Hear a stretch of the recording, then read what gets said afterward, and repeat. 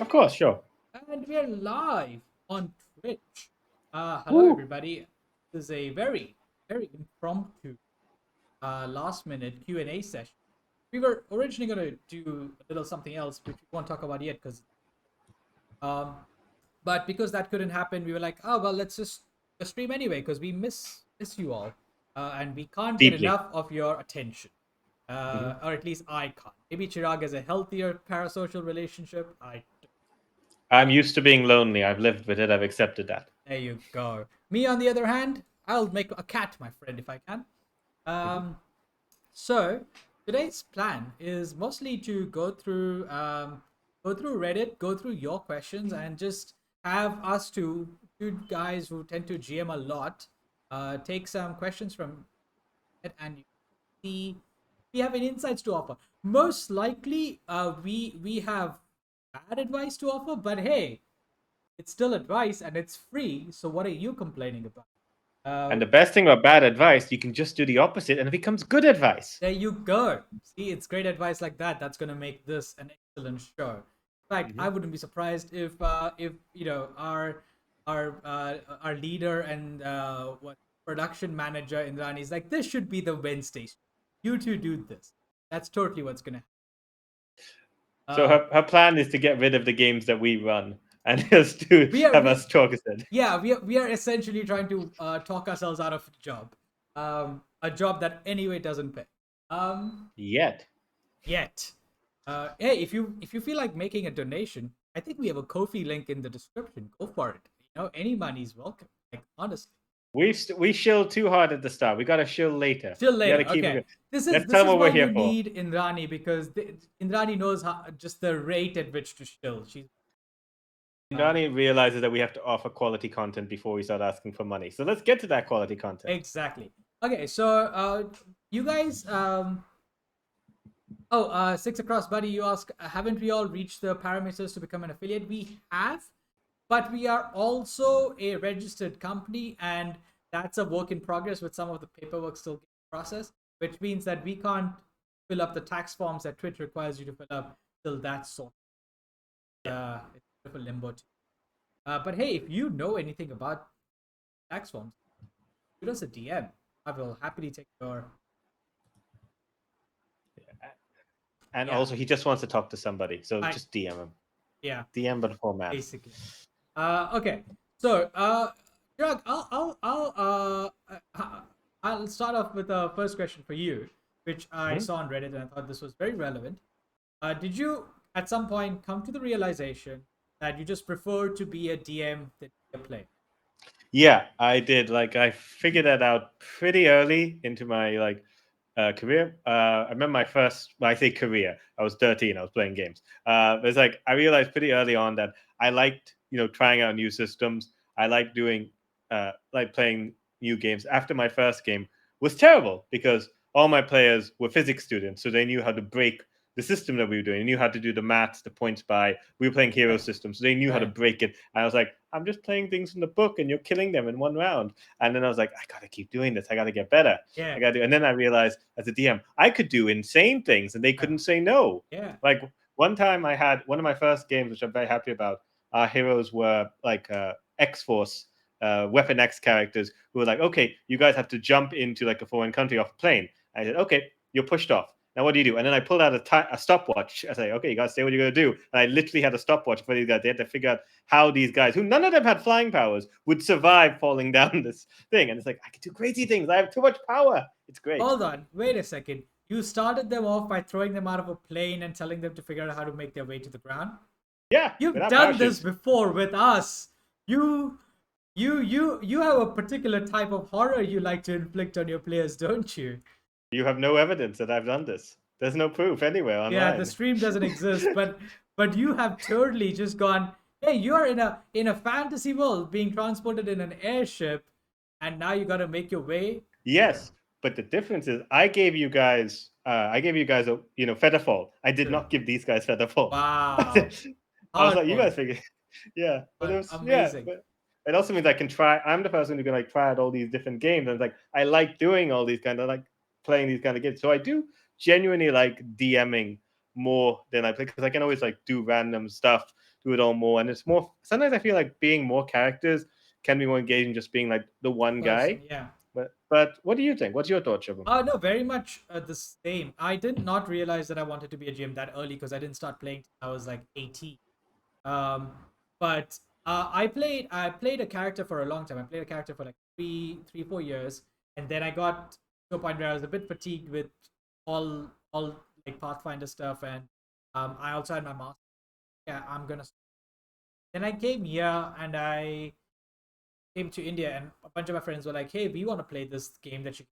I was like, "Well, I guess I have to be the one who runs it," and the stark difference in my experience from being a player, like, oh, I really enjoy this side of the table, and it's not honestly like my first GM did such a great job of like calculate, you know, what's did of you in the beginning that like I had a really good jumping off, and they were really great to play with. But I was like, oh, I have a bunch of ideas on how the world should work and what kind of stories should fit in it. That's the kind of thing I want to be doing. So being that one character who that world. In fact, even today I was sitting and I came across a random post that was talking about how Dante's Inferno is basically um, Fan or fiction? yeah, exactly. And it's him going around saying "fuck you" to a bunch of people that he didn't like. Uh, Mm-hmm. and and I was like, is there a D&D campaign where your players have to go through all three nine hells, collecting items from ancient heroes from the world of Forgotten Realms, who are all stuck in the nine hells for some reason? Like that could be a pretty fun campaign. Like could be just a relentless dungeon crawl, but it could lead to some encounters. Yeah. And you can like take a little bit of inspiration from the Book of Avernus and then expand it to Exactly. the other 8 layers of hell. Exactly. I was literally thinking of the same thing, and I was thinking about like how it'd be so cool if I at some point could run into modern Canaan, and like he's stuck down there, and a grumpy old wizard who's still trying to like rage against the uh, fiends and devils, and you're just going like, ha ha, just give me your magic rod of Yeah. power, bye. Yeah. Yeah. In my mind, like they go down and Morgan, you're trapped down here with all these demons. Like, no, these demons are trapped down here with me. Yeah, the spirit of Gary Gygax just continues, and Mm-hmm. he's like, and Mordenkainen is like, how about I introduce you guys to the Tube of Horrors. Um, so yeah, that could be that was basically, yeah, I definitely think in the world of games more. Um, yeah, no, great. Do you? I think that answers the question. Yeah, we both have that kind of opinion. Uh, yeah, so that's fair. Next question. If I can like take the reins from this and just like Go for steal it. the control. Uh, do you have what little known resource do you have that you think would be helpful to share like other GMs, like things that you think are quite helpful? A resource that is quite helpful for other GMs. Ah, Yeah. there are so many. I have a bookmark folder, just called D&D, which is actually like meant to be resources, right? If you're a first-time DM, um, I think one of the most useful ones is RPG Tinker, um, and also Cobalt Fight Club Plus. Both of Mhm. those are just super useful in prepping games. If you want a quick NPC key with a stat block, or if you want to figure out what monsters to at a certain level, I think these are really helpful. However, if you're running longer campaigns and are now trying to figure out how to like find your own style, um, then I would say the one to go with is really should read. Everyone should read Life Flourishes, Lazy DM. Hmm. Super insightful. Yeah. Before I say my opinion and my thing, it says the audio is a bit choppy. I don't know if that means me or you. Uh, Audio a bit choppy for anyone. Question: whose audio is it? Mine or uh,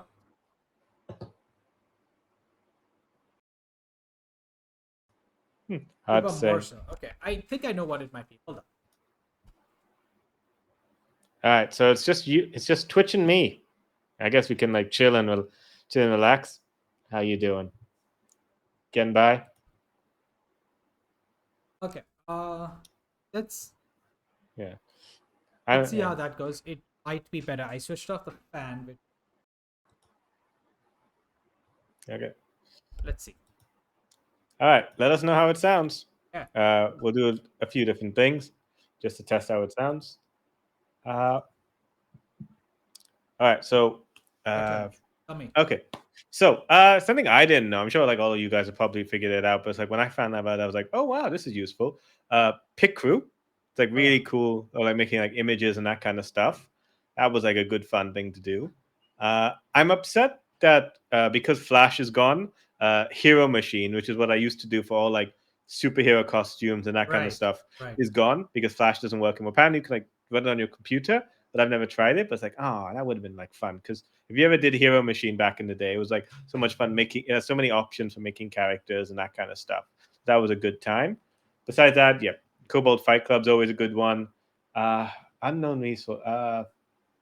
Baby name generators. Just get one. Always, you're gonna need like names randomly whenever you do want to. And like, what's an unknown one? Uh, let's see. I think there's. hmm, again, like I've got them, but they're like in a folder called I haven't made a folder yet. I just remember them when I need them. But yeah, Cobalt Fight Club, definitely useful stuff to grab. Yeah. I will be stealing that folder from you later, Shubham, just so that I can Go also for it. become a better DM. But yeah, those are like good books to read. Uh, I also use the great GMs. He made a book which is basically how to like plan adventures, how to plan plot stories, and that kind of thing, which I found quite helpful. They have these lovely little sheets which you can get for free from his website, which is basically like how do you plot out the adventure? What is the starting point? What kind of antagonist do you have? Like nemesis, henchmen, all those kind of things, just so that you can like it helps you like figure out what's supposed to be in the adventure, but like simple enough that you're not railroading, and there's also you can like improvise and adapt to the players, which is always helpful because as Shubham's realized every time he DMs for us, the players will never stick to any plan that you've got in mind. No, I think definitely like I used to feel very frustrated when I would be initially running. This thing that I had planned, which I thought was going to be really cool, didn't happen. And I would say that I would think that makes the session bad session because and that's not how it works. In fact, um, what I think in fact that I think leads us into I would like to ask not on the list, but what according to you makes a good session? What according to you bad session? Oh, for me, uh, yeah, I guess the best sessions are like the ones where the players had a good time, but also like don't underestimate the importance. Like you also had fun, like that you enjoy. Like yes, it can be like a little panicky, but like if you were like after like man, I want to do that again. I was like, oh, they've given me like ideas. That's like a good session. But if you're having like a session where it's like this felt like a slog, this felt like we didn't do anything, this didn't feel like it was progressing. That's why like dungeons I don't really like enjoy because there's a lot of like I stop, I look for traps, I don't find the trap. I was like we like which way do we go? There's like three different paths, and I'm Yeah, just like it doesn't really matter. We're going to get there or we'll die. yeah, And there's just like those like things. But it's like if you're like having a good time and everyone's like interacting to the level that they want to, and everyone feels like because I am here, the adventure is different. Okay, because the druid is here. we can interact with that animal in a different way than if we're all just like fighters and wizards. It's like, oh, because the wizard is because the bard is here, we can add he understands the music, or like his form, or like a former lover has shown it. Like, okay, it makes it feel an adventure that feels like I could not have this adventure without you guys here. Like you guys have personalized this adventure. That makes it very special to me. Yeah, Right. you can like run a quality like adventures over and over and just like do it like the Tomb of Horrors off the back of your hand, or Miss Fandava off the back of your hand. But like what really makes it thing is like, because I am here, this adventure has changed. My relationship with Strahd is different than someone else's relationship with Strahd, and that's or Strahd's illegitimate son that I've seduced, or whatever makes your game special is the players and you, Right. the DM, like how you've made it special. Like for us, like how have you made it Dacified? What does a Daisy Strahd look like? Is he Count Strahd or is he Raja Strahd? So many different questions we can ask. Maharaja Strahd. Oh no. Mm-hmm. Maharaj Sripati Maharaja. I don't know. Something there. Betal. Six Across Buddy wanted you to drop the link I'm doing it now. I'm doing it. I'm finding it. that while you drop the link.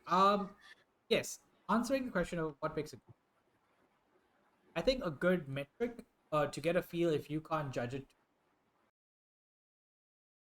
you land up. Did your players land up? Like I would say, this makes a really good session. Players talk about it after the fact. They want to stick around, and Mm. that's usually, I think, a good way that it struck a chord.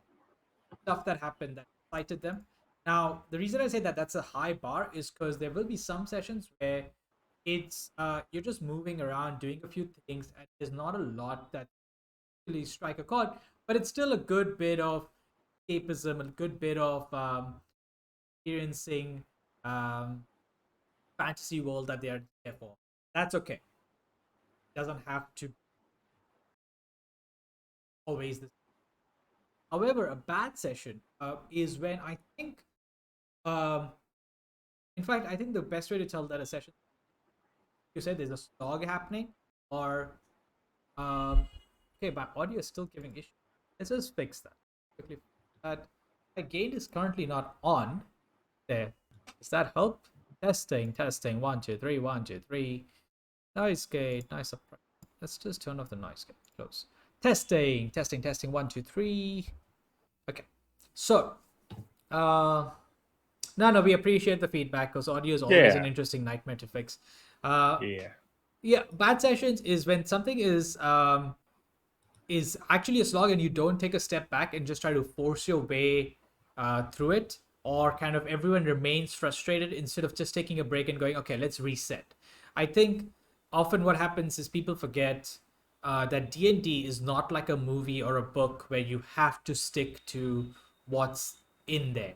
You don't have to complete it the way it's written. So if something's not working, take a step back and change it and have fun instead.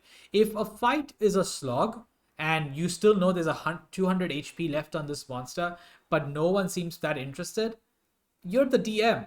Change it or have something else happen and escalate it so suddenly the creature's dying and we can move on. We don't have to force our way through the session. Yeah. Yeah. And always like don't let things get like Yeah. stale if you can. Like if Yeah. you're in a situation where like you're fighting somebody and it's like, okay, with punching, he's punching, or he's like doing the same spells, like change it up, give him a second form, or make the room suddenly just start collapsing. So it's not just a fight. There's always like ways to like adapt and change. And also like listen to your players, because there are going to be situations where it's like, I don't know what to do. They're not figuring out the mystery. And then the player will say, like, what if it was the butler? And I'm like, it's not the butler, but that is the only clue that you seem fixated on. So sure, the butler was involved in some way, because it's like otherwise you can get like a little stale, you can get a little bit held back at times. But the important thing is just like keep it moving.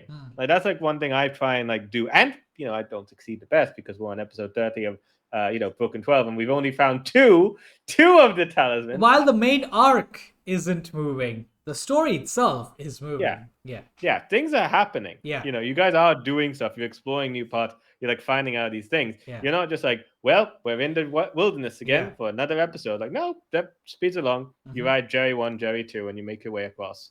Exactly. Exactly.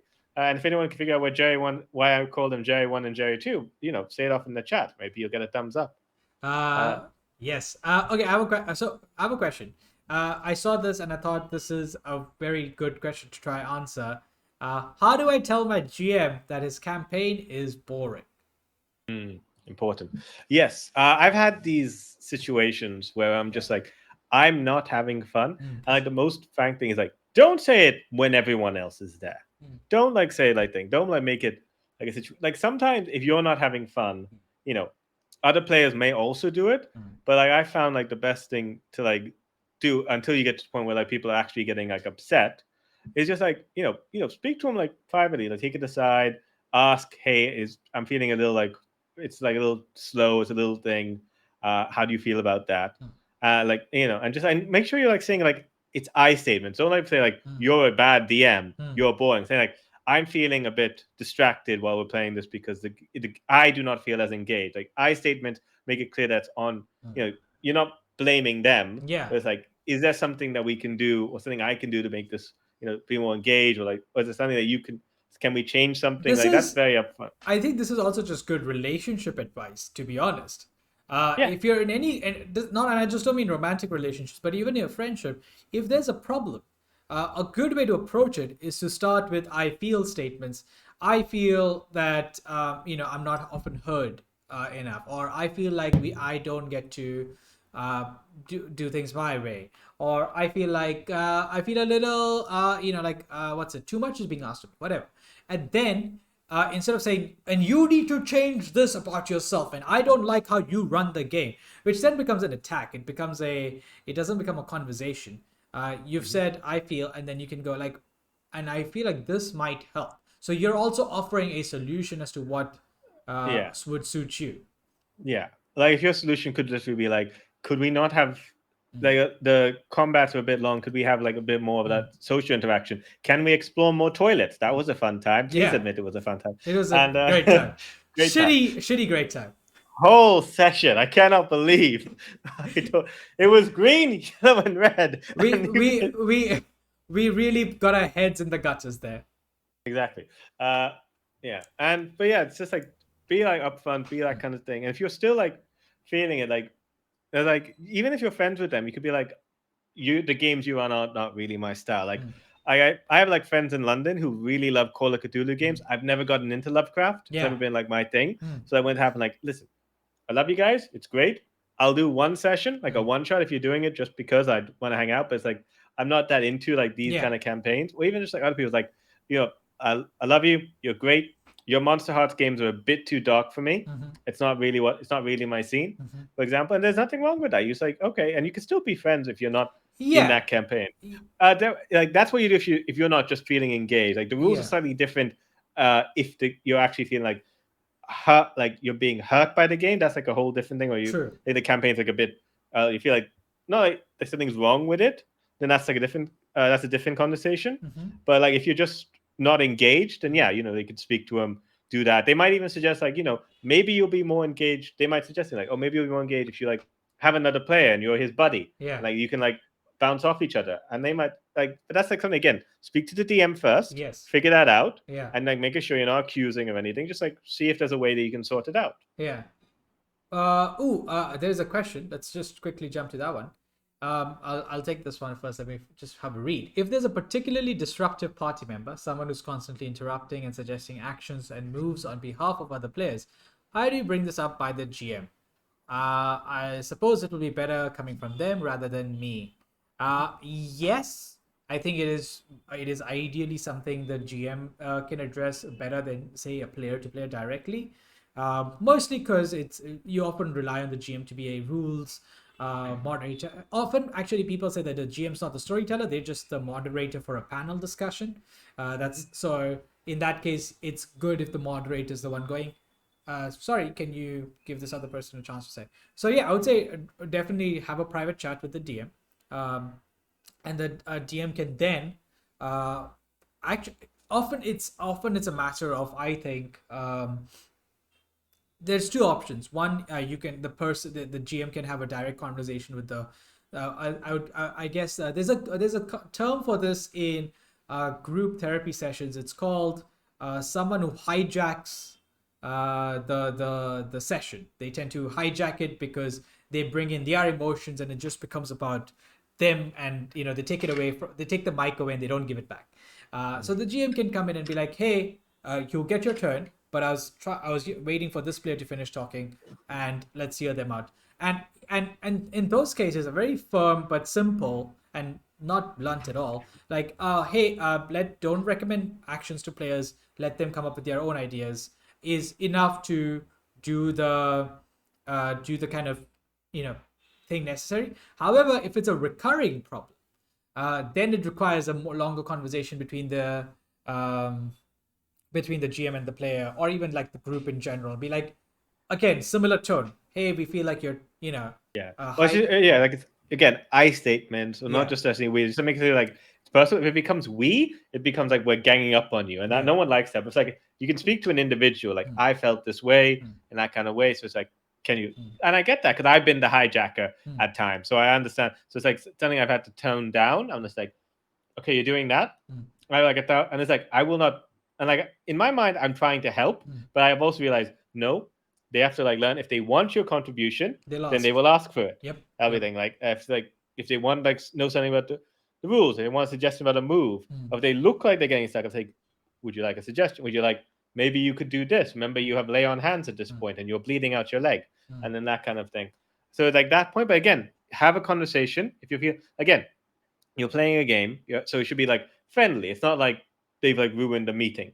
It's just like, hey, could you mm, tone it down a little bit? Could you like accept anyway? Or if you not just hijack it, be like hijacking for someone else. Like this is like this, but you're being a bit quiet. Why don't you speak up? Because like a hijacker who's like a very talkative person is also an excellent tool to get like the more quiet persons into the spotlight. mm, They're not just hijacking; they're bringing someone with them. Like, hey, they have something to say, but you haven't noticed them here, quiet gnome, talk. And mm. like, okay, well, I had this point. And like, yeah. They Yeah. can also be, yeah, because they can be just excitement. Mm, So like, they're not necessarily out to get you. They're yeah. not necessarily a bad person. But like, again, the DM should have like a word about them. But like, bring your things to the DM. Yeah. Let the DM have a conversation with them, and just to make sure Yeah. the tone's right.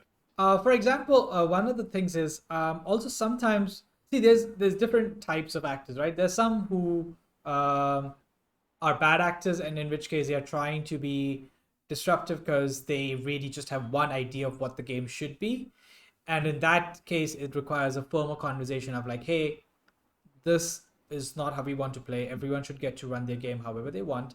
You play your character, let others play their characters, and no more of telling how people to do things your way. And that's a more firm thing.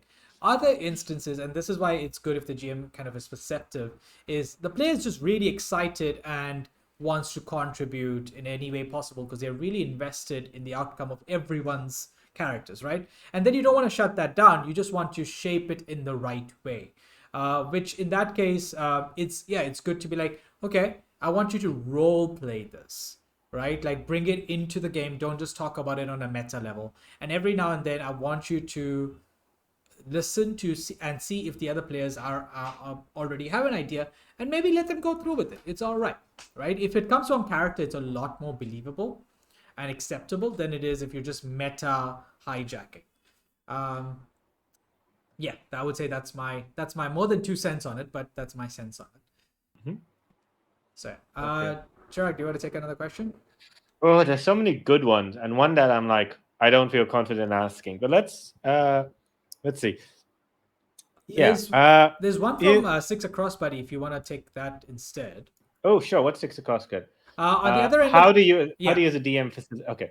Uh, yeah. So on one end of the spectrum, how do you as a DM facilitate quieter or newer players, like those who don't know the game well enough mm, in that case? Well, in that case, like you know, as a DM, keep your eye out for like quiet. If you're the DM, like keep an eye out for quieter players, and like don't be like it's like that teacher in class who will point out everyone's raising their hand, and then you point the small one in the back who has like, I haven't heard from you. What do you think? yeah, Like, be a little bit aware. Like, the loud ones, the noise ones, they will let themselves be heard, and like you don't ignore them, but it's like pay attention to ones who aren't and like help them get out, help them be like involved. And like if they need like someone to help them with the rules, mm, many ways to like you can literally put them up with a buddy. mm, Like when I was trying out 13th Age for the first time, yeah, they said like, okay, one guy is like a dwarf smith. You are the it wasn't a warforged, but it was basically some kind of robot he's built. You're his like bodyguard. Like, okay, I'm with this guy.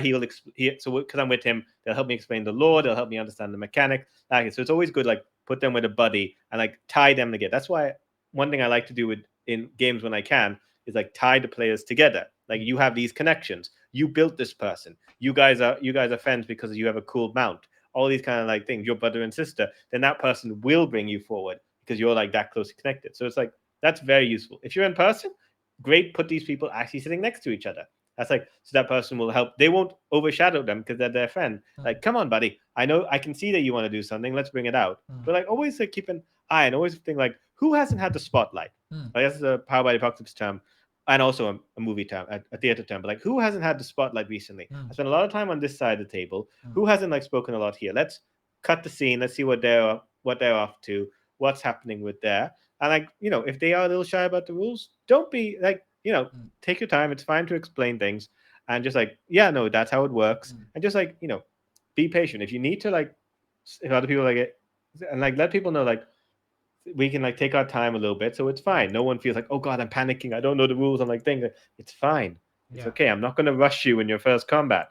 I'm not going to pull out the timer like that crazy person Chirag did when people were jumping out of plane. No, we can take our time. We can understand like how the game works. But yeah, you can always like also do it simply, like have simpler combats, and then slowly increase the complexity until the new guy gets it. Well, the more advanced people are like helping them out. Like, oh, remember you can do this combo with all your moves together, and ba-boom. It's like 14 dice all at once. That's too much damage. And the dealer, yes, that is too much damage, but these are the rules we played with. Why did I put you next to to that guy? But yeah, Oh wait, we have a spammer over here. Let's just ban you there. Okay, bye bye. bye bye. Uh, Uh, so yeah, that's my. What do you think? I 100% agree. That's solid advice right there. I think it is like you said. Don't put them on the spot because I think that just makes people uncomfortable. And TTRPGs in general are very social games, so you don't really like to be put on the spot. But asking the right questions and prompting things that their characters are likely to know is a good way to get them to engage without making them feel like they're being cornered. Um, Hmm? so yeah, I think definitely kind of I like creating little scenes that would be very specific for their character, just as a chance to be like, hey, you're at the bar. This person that you totally know comes and sits down with you. What do you want to say to them? Or they Hmm? ask you a thing and now you just have to respond, right? Um, and cheer them on. I think that's the thing is like Masks has this nice bit of advice. Be a fan of your players, right? Yeah. So when they do something, cheer them on and like let them know that they're welcome to try things and they're not going to be punished for trying things. I think the more trust you build, then the more kind of bantery stuff can come out. When I first started playing with my friends, it was a lot of like, sure, you can try that. Yeah, that's fine. No, it's okay if you don't know the rule. But now that we are 3 or 4 years into it, and if they say something dumb, I'm like, are you an idiot? I turn into Gordon Ramsay. And that's fine, but because that's after 4 years of trust that we know we can have the synergy and playing around. And also, after 4 years, what's happened is that even the quiet players have grown comfortable with the level that they like to engage. So they don't necessarily like the spotlight on them all the time or even a lot. But they know the kind of scenes they would like to do things in, and maybe one of them really enjoys combat and is happy to chill back otherwise. So play to those strengths. Maybe they don't like to do roleplay, but they love doing combat, and in Yeah. that case, lean There's into nothing it. wrong with that. Yeah, if that's Exactly. what the thing is. And some people are genuinely they like to play quiet because like I am the stoic bodyguard. Like Yeah. that's cool. You want to do that? And like give them the offer, but don't force them into it. Some people are like, yeah, I'm okay with being like in the background, being like a little more chill. This thing that's absolutely fine. You're not.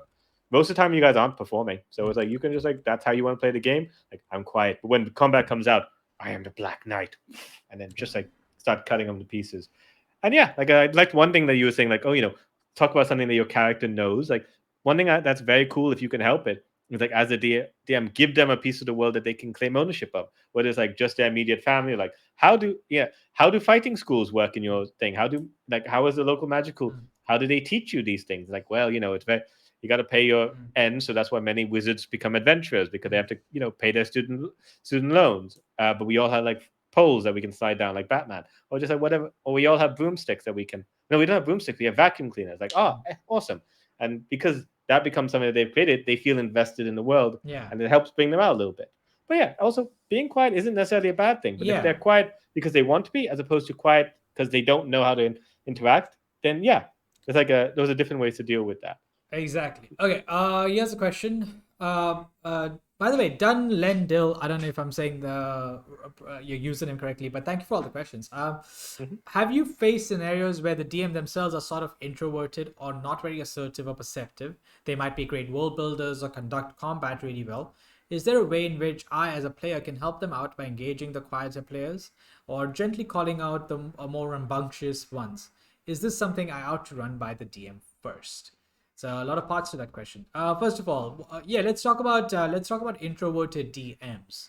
Mm. Do you have any experience with that?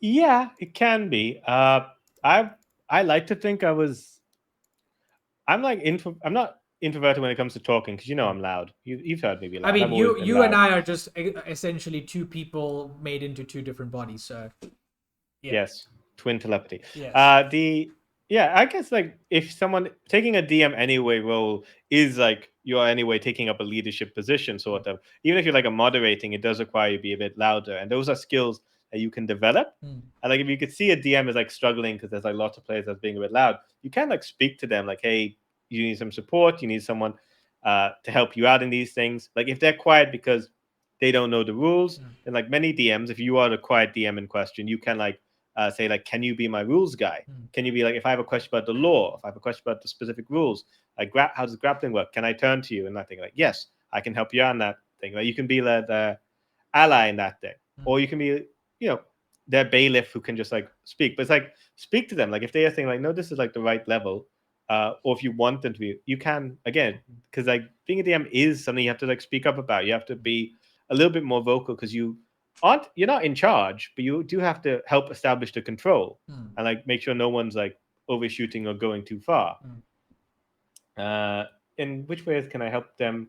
And yeah, of course, like if you see a players being very quiet, you can of course also reach out to them, like, hey, do you want to do this? Or like, hey, let's do a scene out of character, like away from it. Like, hey, would it be cool if we had like a scene together? Because we're both magic casters. It'd be nice to find out the difference between a cleric and a druid, and let's have some role playing in that mm, regard. Or mm. like, we're both the only elves in an all dwarf party. How do we feel about that? And Yeah, just like we can like have some cool chat about that. It's like, well, I'm a definitely. city yeah, like I'm a city elf. I don't like you foresty elves. Oh, Yeah. what are you saying? I'm completely the same as you, teapot and all this kind of thing. Like, yeah, and yeah, that those are like. But yeah, if you notice it, you can help out, and also like always, like if you feel like a DM Yeah. needs a little bit of help or you want to like encourage, you can like suggest things. And again, don't say like you need to improve, but just like, do you need some help? Would Mm, you like something? I remember it's like I felt that he was like, don't be accusatory because like some people will get very defensive. Like, mm. are you saying I'm a shit DM? And it can make a shy person even feel more More, attacked. yeah. I mean, I think that's generally good advice in any case, is that most people are trying, and if something's not working for you, at the end of the day, that is also how you're experiencing it. So it's better to frame it in that way. That my experience has been that, we could have you being more kind of present or louder, I suppose is maybe the better word. Um, and yeah, I think it is tricky. I've not particularly dealt with DMs who are very quiet because I think most people who take this up tend to enjoy talking to a little bit of an extent. I have played with GMs who are very who like to throw to the players a lot and don't do a lot of talking themselves, and they're just mostly there to like facilitate the little bit of character moments and things, and then just kind of watch from a distance, and that can be a very different experience. And maybe that's what they are doing, and that's perhaps a good way for someone who's introverted to play the game um, is to run it like that, is to be like, okay, I don't have to do a lot of the talking. I don't have to do a lot of the descriptions.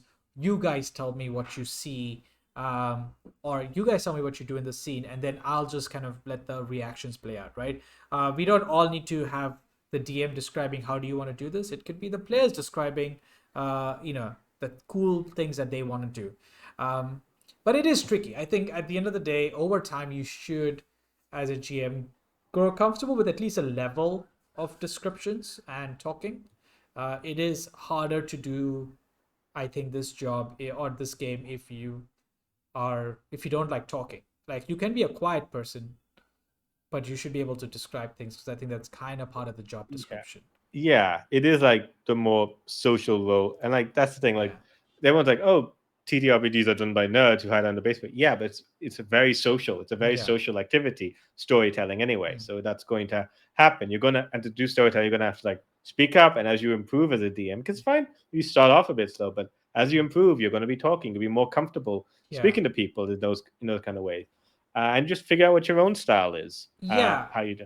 Yeah. Whether it's just like I've got this great world and I'm good with the combat, but like when I'm role playing, that's a bit tricky for me. I don't know how to put on voices or do that kind of. Like, you figure out what works for you. Yeah, and that's the What other works thing for someone is else doesn't work for someone else. quite literally, yeah, that's actually a very good point. Is the other thing is that is the DM being quiet because they may be trying things that they're not comfortable with, and in that case, they should feel be like for example, I often start doing a voice and then 2 sentences in I drop it because I'm not a trained voice actor and I can't keep an accent indefinitely. So I'll just drop it, and my players will mock me for it or tease me for it, and I'm okay with that because I know I'm doing it, and I know that my strengths lie in my ability to create a scene or make the world feel very lived in and those kind of things. So I lean into that part and lean into creating uh, emotional moments because that's what I enjoy, and I don't bother too much with accents and voices and rules because I know those aren't my strengths. I just try to get in good enough at those that I can do the job. And so maybe that's the DM. Like you said, maybe the DM's really good at combat. They should run a combat heavy campaign. They should, and the players who come to that table should also be okay with that. Yeah. This is often a matter of like, I often say this. I think everyone loves reading. They just haven't found the right genre for reading. Um, and the same way, I think everyone will probably like TTRPGs. They just need to find the right TTRPG. Because even there are solo tabletop role playing games. So even if you aren't a social person, you can play something that works for you by yourself. So when it's art, I think has ways of working for everyone. It's just about finding the right kind of art for you. Mm. So don't take it personally if something's not working for you because it maybe it's just not the right genre, right fit. Uh, Yeah. okay. So let's go. I've got a. Are you up for question or should I do one? Go for Uh, it. You can ask. so this one I thought was very cool. Hmm. Can I have a story where even I, as a GM, don't know the truth?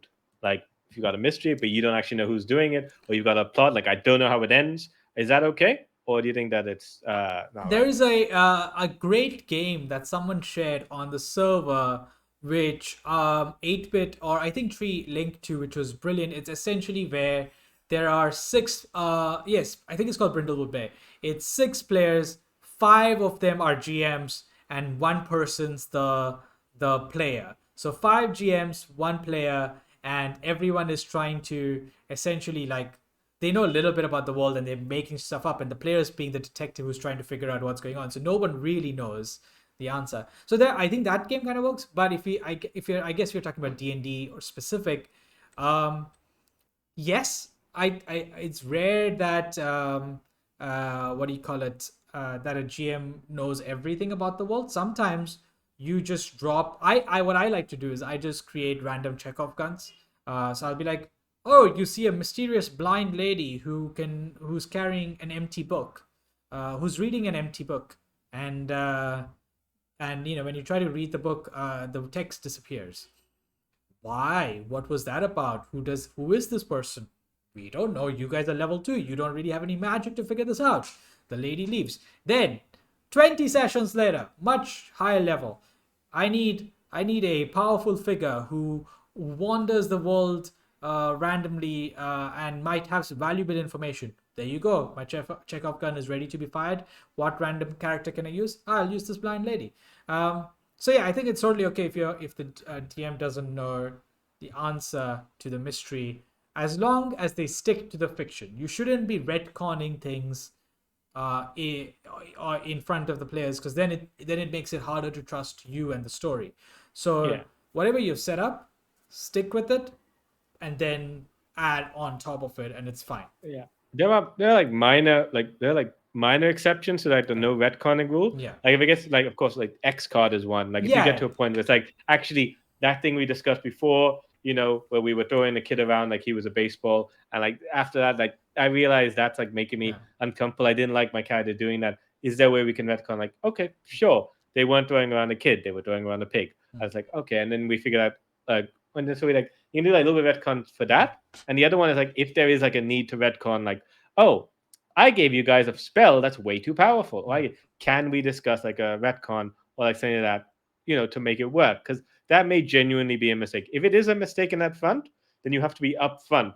mm. Don't like gaslight. No, it was always at that. You were Yeah. always at war with erasure. But it's like, guys, I really have to retcon. I Mm, said this mm, when I literally meant erasure when we did that. mm, So this is like it's like a thing, but I have to like do that. mm, Be upfront so that everyone knows. Okay, mm. that makes sense. I will adjust my notes. I will adjust my Yeah. way of thinking. But don't like be sly about it. That kind of thing. Yeah. Like you could be sly about other things, but like don't gaslight your players. Yeah. That's like a big rule. There, Don't and in gaslight. fact, that's the other thing is I think all tabletop games are because they are work. Every story is a work in progress when it's a tabletop game, right? Because the story's Hmm. not been written yet.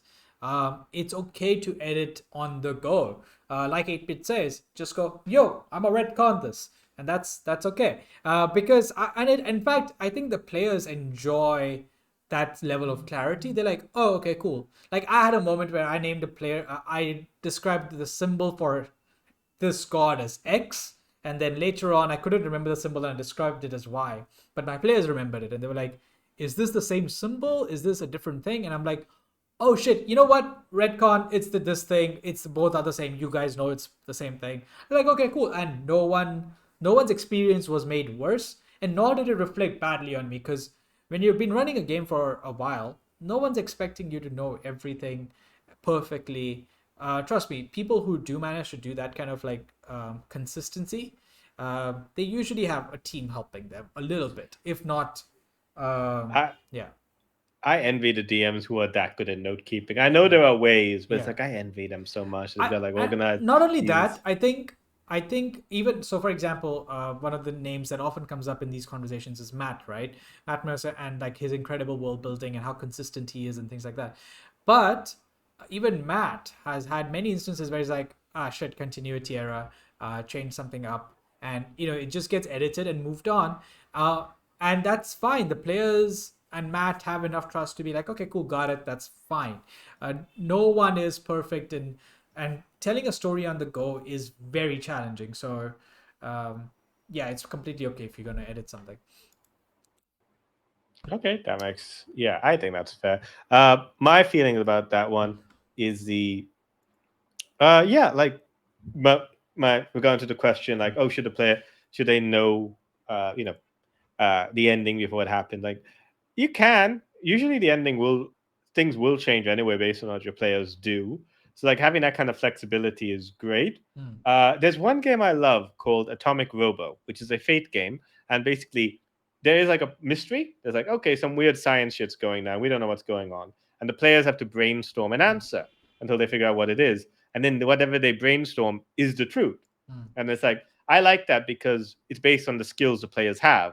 So because one person specializes in electric scientist, one specializes in insects, the study of insects, then they know, okay, it's an electric bug that's causing these like strange pheromones. Like, good thing you guys were here because no one else would have figured that out. And it makes the players feel like important. That's like, because if it comes from the players, like, oh, because we figured out this mystery that way, it's like, only you guys could have figured this out. And it makes it a bit personal. Like, some people do like there are like many discussions about how to do a mystery game. Even on Dimension 20, they've run one mystery game, and it's like, wow, Brennan had to work so hard to make that mystery game go well, with all that kind of stuff.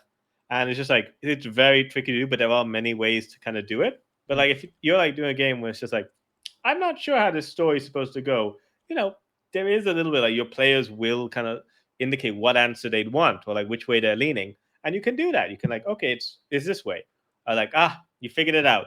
It's like, how did you get all my clues and figure it out when you yeah, didn't have anything?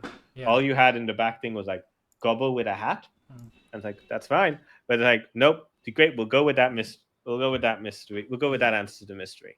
So yeah, I don't think there's like that big a problem with it.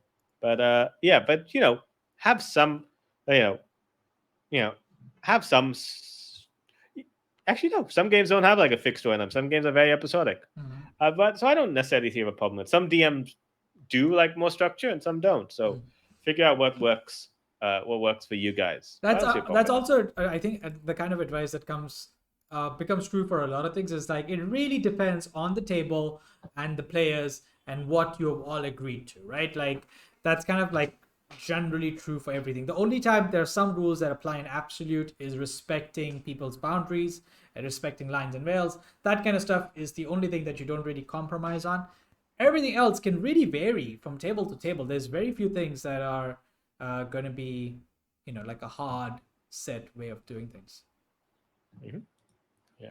So, uh, next question, Go for or it. am I answering next question? I forgot who's leading this one. You can ask me a thing. I think that's where we are at. Go for it. Okay, cool. Do you disallow neutral evil, chaotic evil, like at your table? Like, do you let your Uh, players be like evil, even if you don't use alignment? Like, do you allow that, or you're right. like, no, no, they gotta Uh, be good guys? so okay. I've run two long campaigns, and in both cases, um, the first one I didn't really have any requirement, but my players just landed up being somewhat chaotic, good, or good aligned by their own actions. And in fact, I told them don't pick an alignment, just play your character however you want to, and I'll tell you what alignment you seem to be acting out once we are a few sessions in. Um, and my second one, I clearly wanted to uh, run a heroic campaign, and I wasn't particularly in the mood as a DM to deal with evil characters as my protagonists because I wanted to see hope prevail and I wanted to see good prevail. Um, and so I was like, okay, guys, I would like it if everyone's general. If you're playing this campaign, you probably want to play someone who is some form of good aligned, or who's at least going to try to do the right thing because it will be important to survive. Um, so I think it's yeah. I don't have a thing against evil players, but I've never really had the chance to run into them as such. Yeah. Uh, for me, it's not so necessarily like whether you're a bad or good person. For most games, and it's like we are a group of paladins who have to destroy evil. Like it's more about having goals that are aligned. Mm, There's a adventure that they turned into a video game called Pathfinder: Wrath of the Righteous, mm, which is you are literally leading a campaign, a war campaign to stop this wound mm. that's letting demons pour into reality, and you're trying to close that. And it's like you don't have to be a good person. You don't have to be on the side of angels. You can be working with the devils, and they don't like demons either. They don't want their precious work. Or you can be like a skeleton, lich, and you're like, I don't want the world to end because I want to, do creepy stuff on this. It doesn't matter if you're good, bad, or like what alignment your other players are, because the point is you all have the same goal, and we all recognize that I can do this goal better if I'm with these team of highly skilled adventurers. Like if we are working together, I can do more. If you're being like stupidly evil, then there's no point. You're just being disruptive for the point. Like, oh, I can get away with it. Yeah, You're just being a jerk. Like jerks aren't allowed. No, obviously you don't allow a jerk at your table. It's like someone's like, oh, I'm this evil, I am a son of a tyrant, I am Darth Vader, and all that kind mm, of stuff. But like, I got to work with you mm, because otherwise the universe is going to collapse in a dark hole. mm, Yeah, sure. I don't like you, but if we don't work together, mm. we'll do this. And you could even like say like, after this is all over, at the end of the campaign, I'm going to hunt you down, Obi-Wan, or Yeah, whatever it is. a great example is in fact instead of Darth Vader, who is I think actually a very good lawful evil character if I'm not mistaken, Could uh, be. but is actually Kylo Ren. Kylo Ren would be so frustrating to have at your table because he's kind of whiny and self-serving and manipulative and has his own little agenda and he doesn't really care about any larger institutions. But Kylo Ren still has the Knights of Ren. He still has people he's trying to recruit to his cause, which I think is what you need at the end of the day. You need, if you're going to create a character, make at a tabletop role playing game, you need to create a character that is going to have a momentum, as in like they want to go forwards doing something.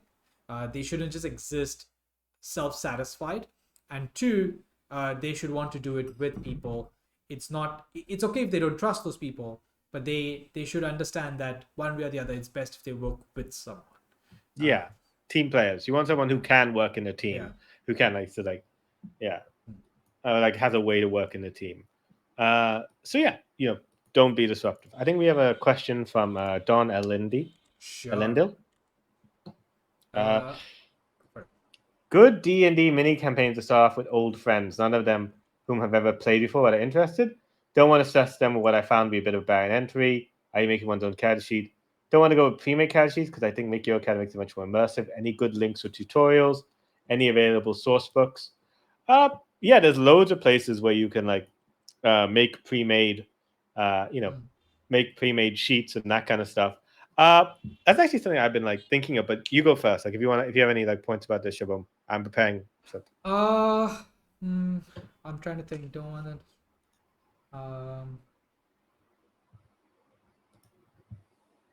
yeah, yeah, Yeah, I think. Um, okay, so usually what I think is good is it's fine if you don't want to go with pre-made character sheets. I understand that it can be quite fun to make your own character.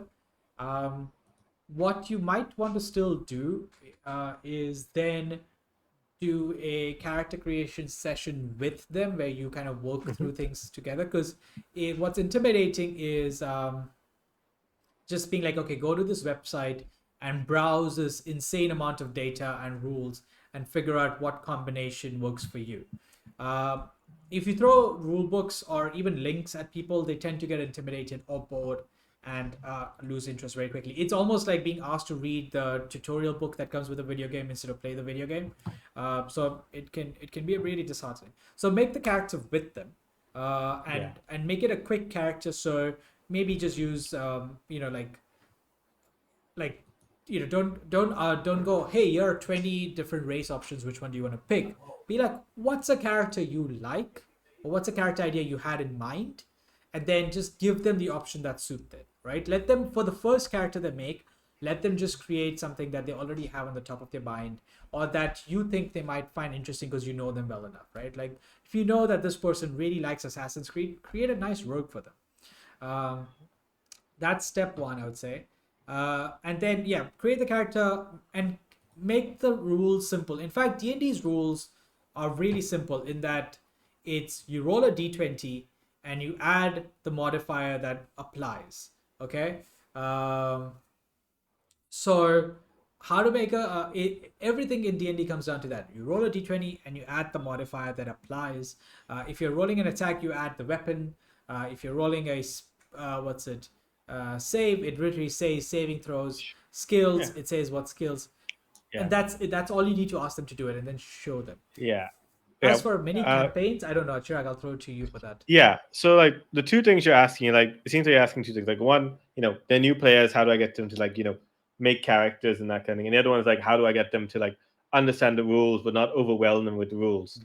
Ryan, I'll do with the rules one first. Like one thing I found, like when you're like doing the rules, it's very helpful to have like uh explain the rules piecemeal as you need them. Explain the Yeah. rules, like do it little bit by bit. Like first off, start with like how do I do a skill check? That's like the first thing. So you could like do individual tutorials here, like okay, you're playing a wizard. You wake up in your wizarding academy and you realize, oh no, I'm late for class. You got to run down, get the class. You do a little scene description. Who sits next to you? And they say, okay, there is an Arcana test to do. And they say, like, so you need to make an Arcana roll. That would be your intelligence plus your Arcana on your sheet. And so they say, okay, I know how to do role playing. I know how to do a skill check. And they say, okay, there is a monster that's appeared. Everyone has to attack. Okay, now you know how to do an attack, and that's fine. Then Mm, you can like go to the next person, like, okay, you're a ranger, you're trying to study, you're trying to explain nature. This is a nature check. And you try and like do the things that are very important to their class or their specific character. mm, Like get them a little bit to shine, get them a little role play, and that'll help teach them little tutorials. As for like your question, like how do I make characters? One thing that I really like from Divinity Original Sin 2, which is like a very cool video game, is that they had you could just make a fresh character, whatever you want, like character mm, creator. But you could also make little builds, which are like pre-made backstories, which have like a pre-made class to go with them. Like these like six, I think, different characters that you could do. And like one thing that I thought would be very good for a D&D game is like you could like have different options. Like you could have these ideas like, oh, this is a noble from a foreign land who's cursed by a demon. mm, And it's just like you can like take either like their backstory and completely change their character sheet. You can like take the character sheet, but like completely change the backstory. So you can like take the bits that they are more comfortable with. Like if someone's like, I'm not very comfortable with the numbers, but Mhm. I've got a cool idea for the backstory. Like, okay, take this ranger. We don't have to worry about the backstory. We'll go with that. Well, someone else like, oh, I really like this backstory. I'm struggling to come with the backstory, but I want to like do the numbers. I want to like do this like fine tuning the thing. Like have this idea of like a eldritch fighter, but I don't have an idea for backstory. Like, okay, go with these things or like little bits from these because they're you've made them. They're already tied into the world. So not only are they like seeing these things and they can bring them into the world, they can it'll give them a little bit like you're pre-making backstory and character, but they don't have to take both. They can take bits and pieces if they want to. Or they'd be like, I like the idea that this character is like this, but can I change the race? Can I change the gender? Can I like change the name of that house? Maybe like Lancaster's a bit too much. Can I be more Daisy, for Mhm. example? Mhm. Then I don't know. Think of one name that starts with L. Some Sunder, whatever we want to go with. Sure. I just said salamander for some reason. I don't know. Uh, Okay. and yeah, but yeah, that's the point. So you Yeah. can like adjust it, and they can show that there's flexibility. But again, like making a brand new character from start, and then also doing the sheets. Some people will take to it. They're like, yeah, great. Others are like, I don't really have an idea for backstory, but I want to be part of this world. Then yeah, do that. But they want to like teach the rules and like figure out what are their strengths, what are their weaknesses, and just like Yeah. go with that way. So that's like my suggestion. That's something I've been thinking of would be very cool. Yeah. I But think yeah, the that's what piecemeal I'm. advice is particularly valuable. It's like and allowing new players to change things up as they go along because something's not working is probably the easiest way to get them to create something they like. Is you started with a rogue, but halfway through the second session you're like, okay, I don't really enjoy all the stabby business. I want to cast spells. Fine, go sorcerer. It's fine. Yeah, Um, and also, what's it like you said? Yeah, ask the questions and then piecemeal their stuff together. I've had players who have created detailed backstories much later into the campaign, and they've mostly just kind of figured out how they want to fit into the world later on, and that's okay. We don't all need to be, especially if you guys aren't like. I feel like that's the thing is people often compare nowadays TTRPGs to what is streamed. Because we are streaming, we kind of do need to have a promise to deliver on that. We will be coherent and interesting from the get go, and for that we then make sure that we have backstories and characters sorted out and things like that. But if you're playing at your own table, have fun. I in fact my game last Sunday, um, they were fighting a adult white dragon, and it was a really challenging battle, and it was going to take like a long time. I think it took us 2.5 to 3 hours in that fight, and it was a great bit of fun. But I think partly the reason it was a great bit of fun is because we were just playing it, you know, at a healthy pace. I wasn't constantly going, and then what happens? And then what happens? I was like, okay, you do this, cool. Next person, your turn. What do you want to do? And that pace allowed everyone to just take in the fight without, being stressed about delivering a performance, right? So, yeah, when you're running a new campaign for new players, slow the pace down. If all you get done in the first session is create characters, have them meet at an inn, great place to meet, and then that inn gets attacked by bandits, you're sorted. That's all you really need for your first session. Um, so yeah. okay. That's excellent. Guys, it was really great talking to you. I've got to bounce, Okay. but it was a lot of fun answering these questions and doing all these kind of stuff. Yes. I will see you guys later. I hope it was helpful and take care. Take care, everybody. We will catch you soon. Probably next Wednesday. Keep an eye out. Cheers. Yeah. See ya. Bye. See ya. For the boys.